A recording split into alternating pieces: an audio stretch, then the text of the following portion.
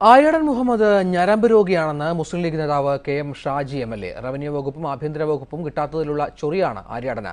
പലതരം ഞരമ്പ് രോഗമുള്ള കടൽക്കിഴവനായ ആര്യാടൻ മുഖ്യമന്ത്രിയെയും കെ.പി.സി.സി പ്രസിഡന്റിനെയും പോയി ചൊറിയട്ടെ എന്നും കെ.എം. ഷാജി പറഞ്ഞു.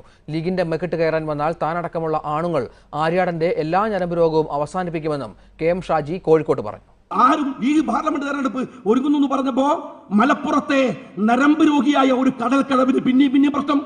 കേരള രാഷ്ട്രീയത്തിലെ ഈ നരമ്പ് രോഗിയായ കടൽക്കിഴവിനെ സഹിക്കുന്നതിന് കണക്കില്ലേ?